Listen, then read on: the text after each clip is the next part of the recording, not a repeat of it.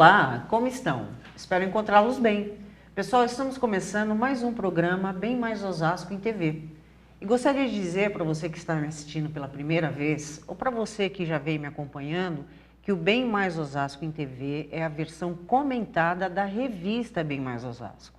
Só que nos programas nós não conseguimos comentar a revista inteira.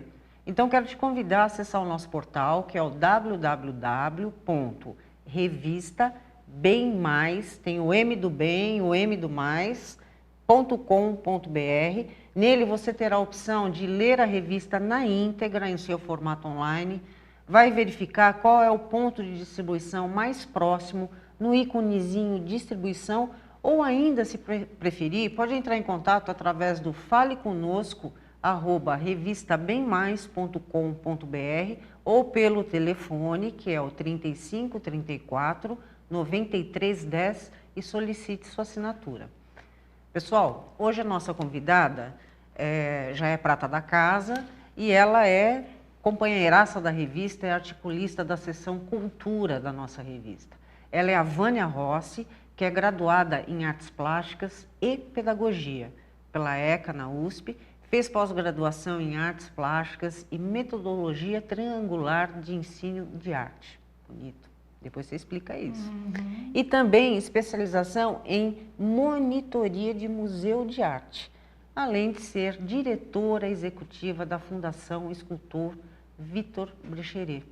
E participou de mais de 30 exposições de arte no Brasil e no exterior, em países como Chile, Argentina, França, Uruguai, e vai nos falar um pouquinho sobre o papel, né? Qual é o papel e a contribuição da família para a formação cultural de seus filhos, lembrando que essa edição comemora aí o Dia das Mães, então tem muito a ver.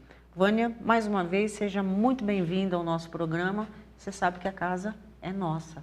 Muito obrigada, Vandercília. É sempre um prazer participar do programa. Muito obrigada. Bem, Vânia, eu espero que o nosso bate-papo possa esclarecer um pouquinho, né, sobre esse importante tema, importante participação na vida das crianças, de uma certa forma, né? Então, dentro dessa nossa proposta de hoje, a minha primeira pergunta é: qual o papel da família para a construção cultural da criança? Vandercília, o papel da família é muito importante, seja a família tradicional, moderna, contemporânea, mas o papel é bem definido, que é o papel de segurança, de proteção e de formação.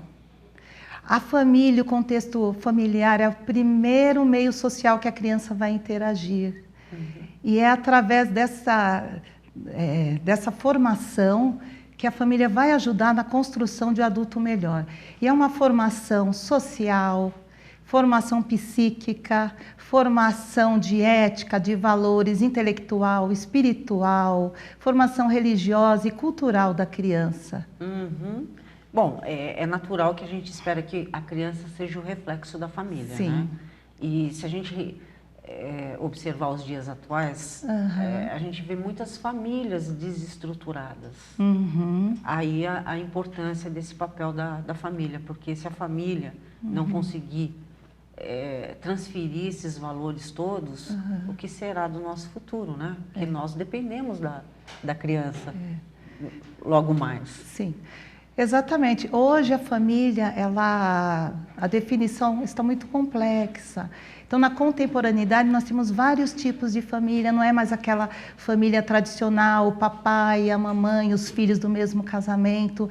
Então, hoje, a definição de família, elas são várias, mas o importante é que a criança seja acolhida nessa família, que exista uma responsabilidade para que essa criança possa ter uma boa formação, como você mesmo falou, principalmente na questão de valores, de ética. Então, independente dessa formação familiar, que a criança não escolhe a família para nascer, ela simplesmente chega, dá um nome, sobrenome, mas ela está inserida naquele contexto. É esse contexto que vai acolhê-la e é esse contexto que vai proporcionar todo esse processo de aprendizagem. E como você mesmo disse, essa questão de distúrbios, de violência que está acontecendo, realmente a família é o reflexo, é um modelo para a criança. Então, infelizmente, nós temos aí na sociedade bons e maus modelos. E realmente vai interferir muito na vida adulta da criança.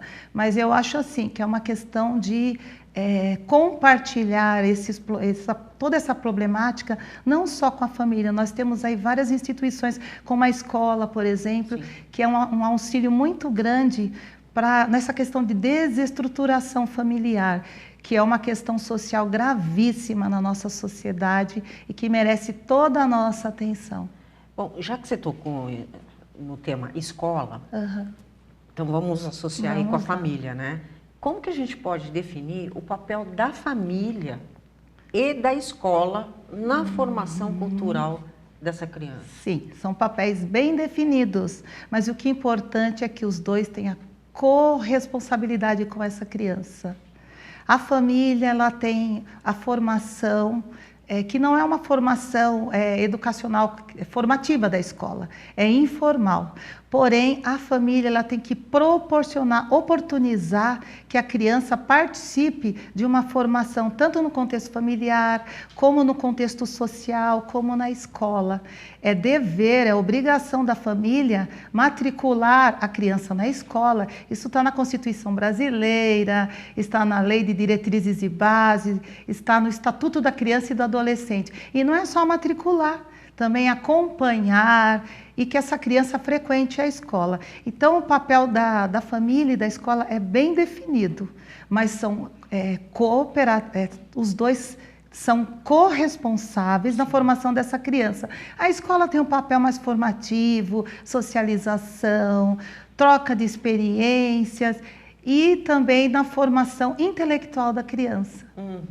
E a gente vê em alguns momentos aí que muitas famílias acabam achando que a questão da educação, por exemplo, transfere totalmente para a escola. E não é bem assim, né? Porque a escola, ou ela cuida da formação cultural, ou ela se dedica a esta base, que é o mínimo que a gente pode ter, que é a questão da educação, não é isso? Wandercília, atualmente as crianças estão indo cada vez mais cedo para a escola. Pois é. É tirada do contexto familiar mais novinha possível e vai para o contexto escolar. E aí vai perdendo aquela afinidade com a família, com relação à construção de valores, de ética, de moral e de padrões de comportamento.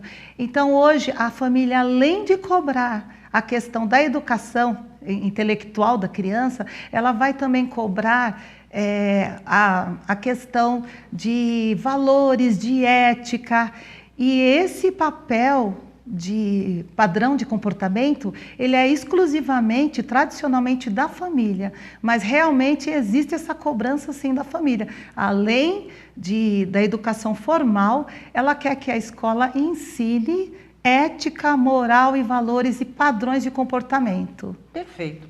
Vânia, eu vou ter que te interromper porque o nosso primeiro bloco já se foi. Pessoal, não saia daí, voltamos já já. Até lá.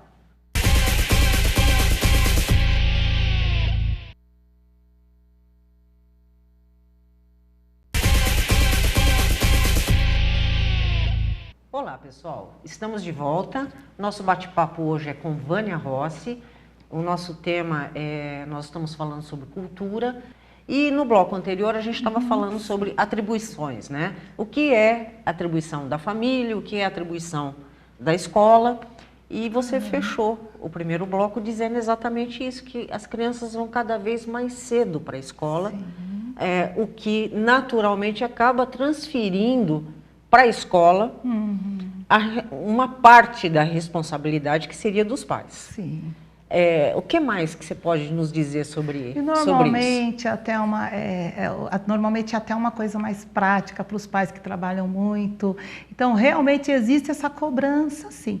Mas o pai tem que ter consciência, Wandercília, que a escola é uma via de duas mãos. Então, a escola precisa da família na formação dessa criança e a família precisa da escola. Tem que existir essa integração entre ambos. E a família, ela tem papel fundamental nesse processo de aprendizagem. Mas, realmente, essa questão de cobrança é uma questão cultural e é uma questão que a escola está revendo, solicitando que os pais participem mais da proposta pedagógica da escola, que participem das reuniões de conselho de gestão, da associação de pais e mestres, para que eles percebam que a escola necessita também da interação do pai nesse contexto de construção. Tá, você acredita que a família compreende a importância da escola na formação da criança?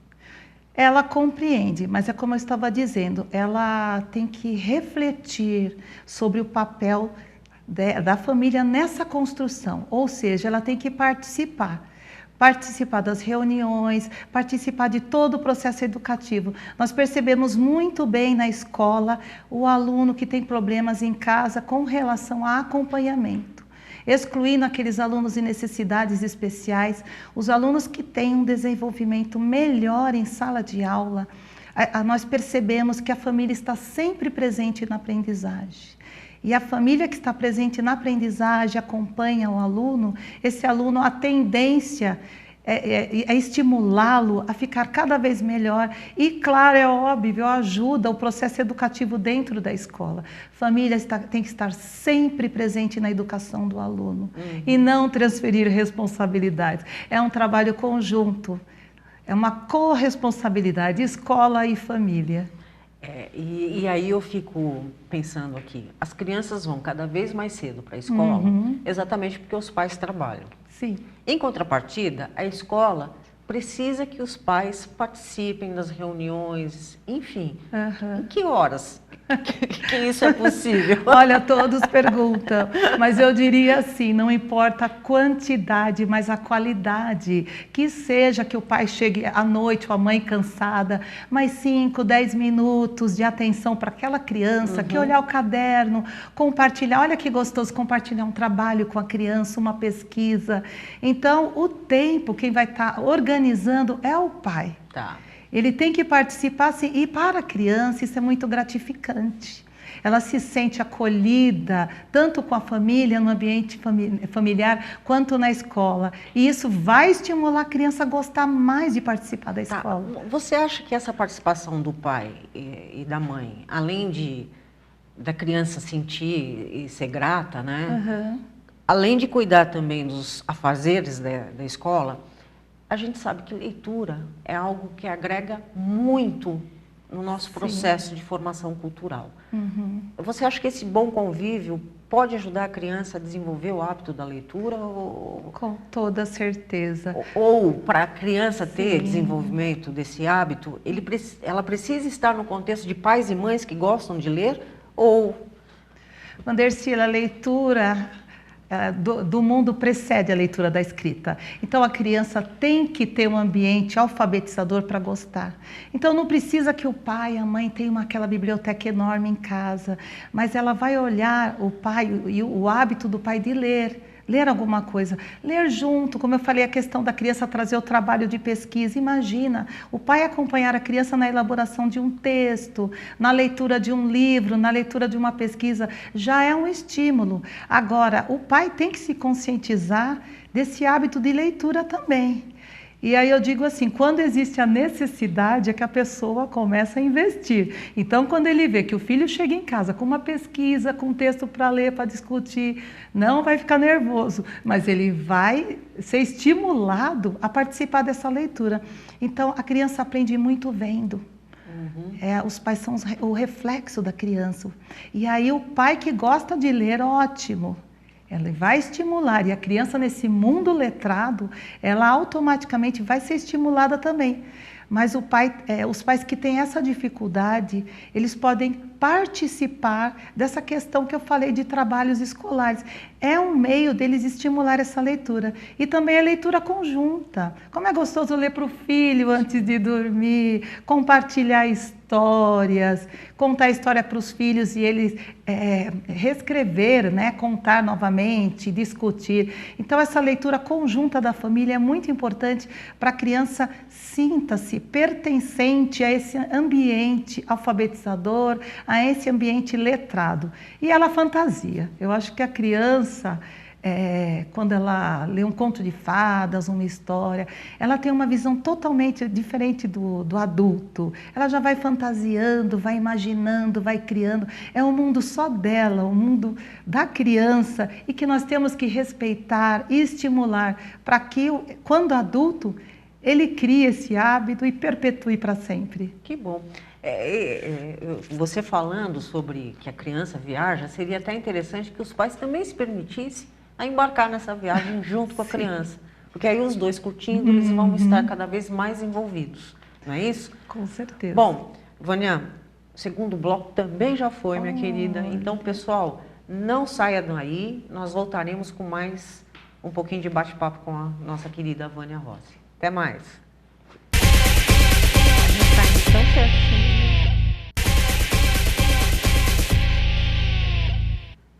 Olá, pessoal. Estamos de volta. Lembrando que o nosso papo é com a Vânia Rossi. Nós estamos falando sobre o papel dos pais na formação cultural das crianças. No bloco anterior, a gente estava falando sobre o hábito da leitura, enfim, que criança viaja. Então, eu te pergunto o seguinte: visitar bibliotecas públicas, livrarias, ou até mesmo presentear as crianças com livros, seria um bom início para estimular essas crianças? Com toda certeza. Criança gosta de brinquedo. Mas que tal você presentear com um brinquedo e junto um livro? Eu tenho certeza que com o brinquedo, com o tempo, vai brincar, vai esquecer, mas o livro não. O livro vai ler e vai fazer parte da vida dessa criança. E às vezes, Vandercília, a família atribui o papel da escola de levar em bibliotecas, mas na verdade é um passeio interessante para toda a família, né? Familiar. Existem várias bibliotecas públicas e livrarias que são decoradas, coloridas, onde a criança pode entrar no universo do contos de fadas, deitar no chão, ler um livro, assistir um vídeo. Então é muito estimulador que a criança participe desse ambiente. E para a família também é importante compartilhar desse momento tão agradável com a criança. Inclusive, por falar de espaço, coisa e tal, leitura e teatro, eles caminham meio que em paralelo, né?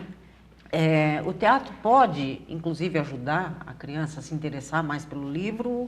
Ou você acha que... Muito, muito. O teatro é uma das formas de expressão mais completa. Tem as artes plásticas, tem a dança, a música, o canto, expressão corporal, socialização, troca de papéis, senso crítico e a leitura, claro, é óbvio, que faz parte integrante. Então, o teatro é uma ferramenta muito eficaz para a aprendizagem da criança.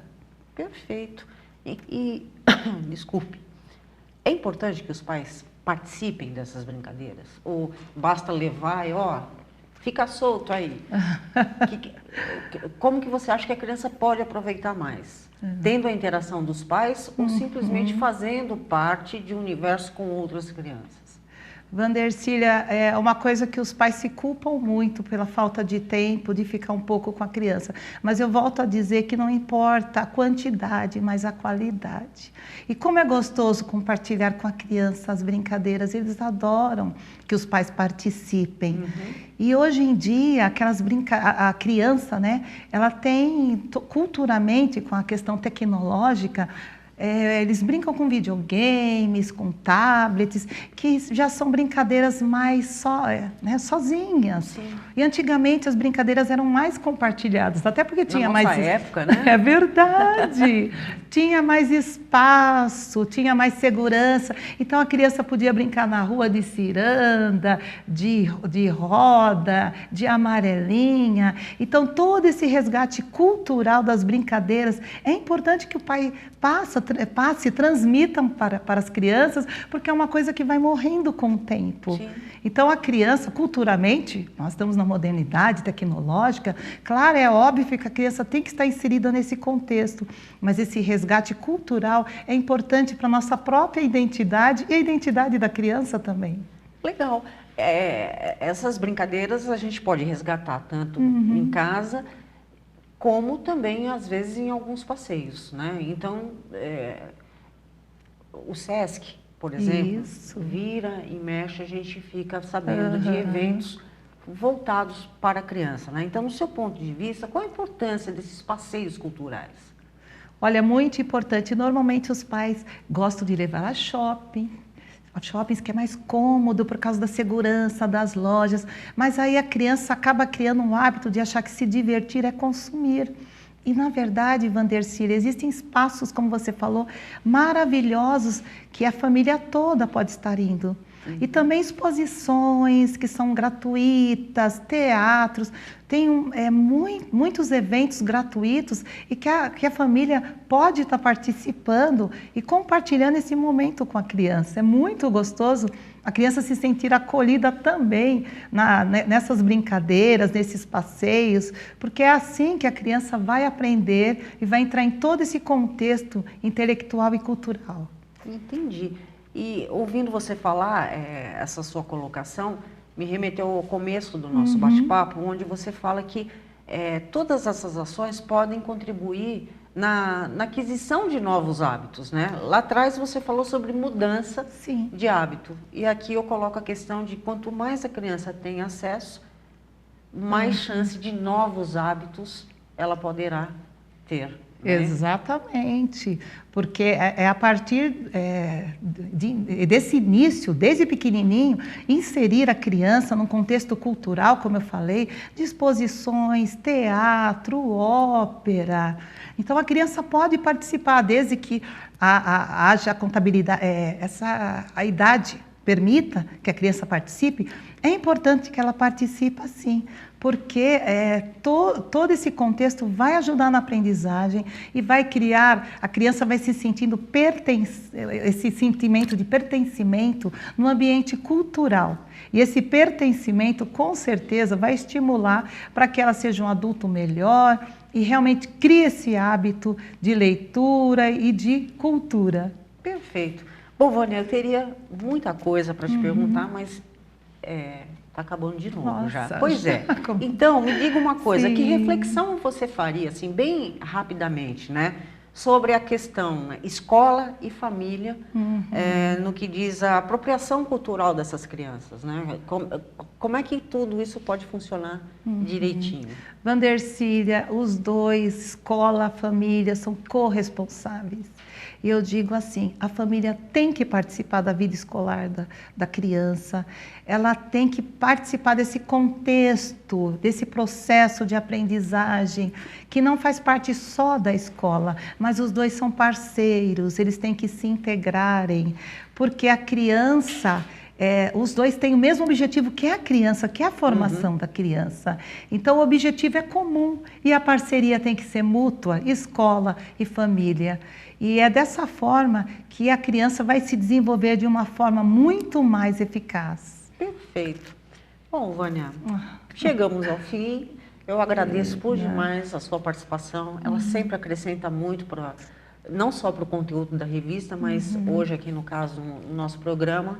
E antes de finalizar o nosso bate-papo aqui, eu quero me despedir, não só de você, mas também do meu público, porque, gente, chegamos ao final do programa de hoje, então agradeço o prestígio, a audiência e até o nosso próximo programa, onde falaremos sobre nossas experiências cotidianas, como que elas podem, né,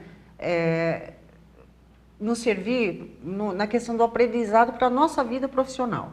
Então, um exemplo, eu esqueço o carro no estacionamento do supermercado. O que isso pode contribuir para a minha vida profissional? Vai ser muito interessante. Aguardo vocês para o próximo programa. Até lá, pessoal!